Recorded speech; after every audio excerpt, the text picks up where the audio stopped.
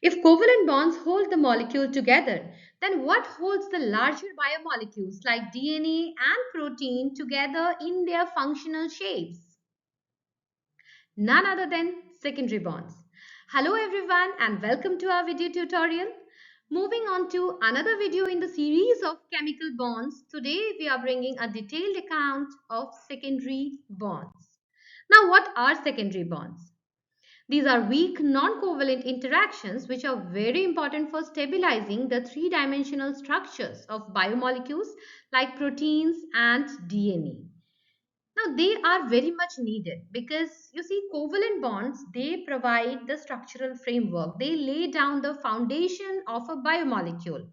But these are biomolecules, they have to function because they are a part of the living organisms which has to do several functions. Like if it is a DNA, it has to replicate, it has to transcript, so it has to fold, unfold.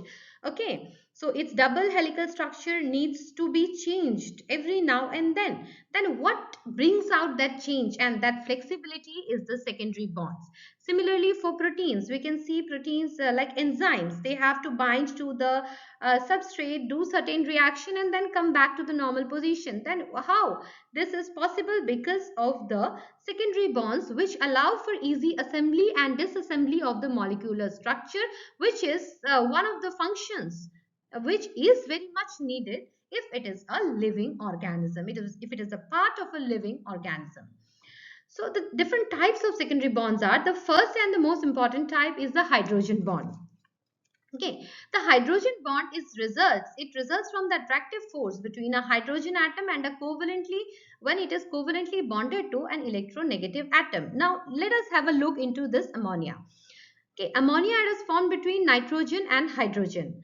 Nitrogen is electronegative, whereas hydrogen is electropositive. We can also consider one example for water also, where oxygen is electronegative and the hydrogen is electropositive. Now, whenever a covalent bond is formed between the atoms which have different electronegativities, the electrons they have a more tendency to be pulled towards the electronegative atom, creating a slightly electronegative charge in the nitrogen and slightly electropositive charge in the hydrogen everywhere. So what happens? It creates an electrostatic attraction which is called as the hydrogen bonds, leading to the formation of hydrogen bonds. Here you can see this one. Okay, now these bonds are important. These are a part of proteins or DNA like purine, pyrimidine. They are bound together by these hydrogen bonds.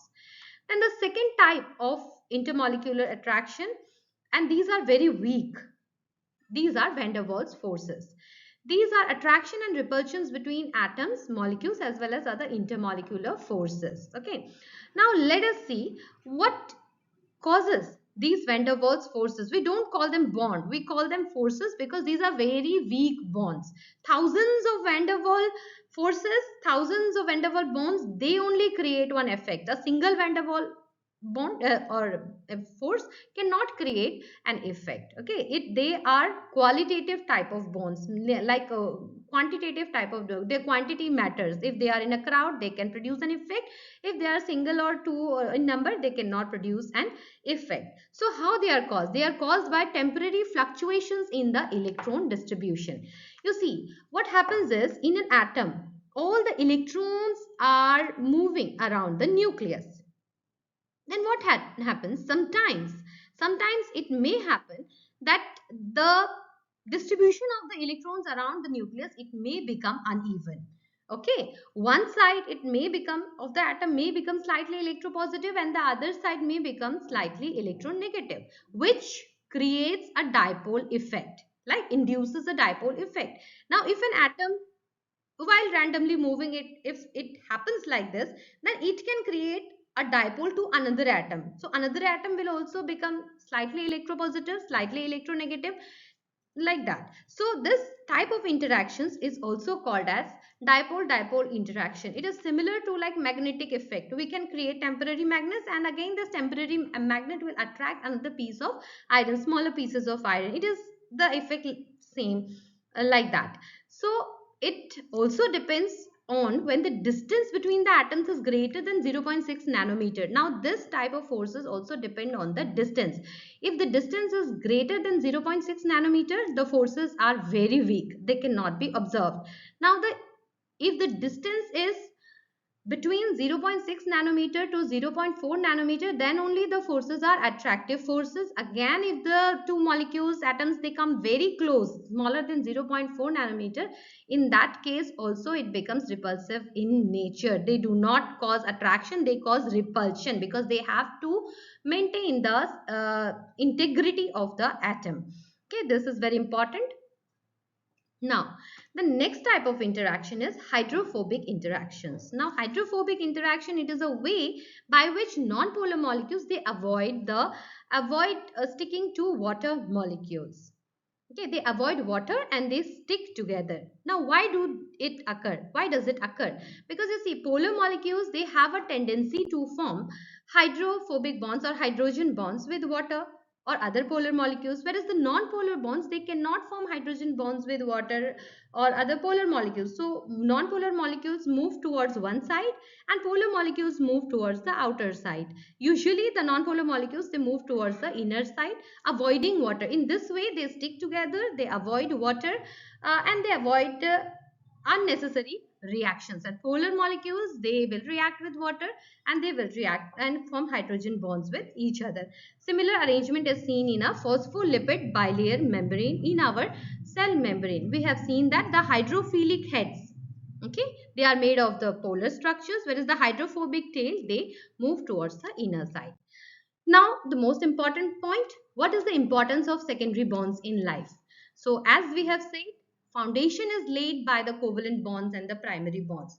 But the functioning, daily functioning of a living organism is happening because of the secondary bonds. DNA structure, hydrogen bonds in between the two helix, like adenine and thymine, two hydrogen bonds, guanine and cytosine, three hydrogen bonds, which break and again are made again for the functioning of the DNA replication or the functioning of the DNA. Protein structures and functions, enzymatic reactions and all is also because of the secondary bonds. Molecular recognition like specific interactions between molecules like antigen antibody binding, like immunity reactions and all are also mediated by the secondary bonds. And finally, water properties and structural integrity of the water. That is why water is a universal solvent and it could make so many reactions possible because of the hydrophobic interactions and other secondary bonds. So the secondary bonds, they make the living organisms living. They are responsible for various associating and dissociating reactions.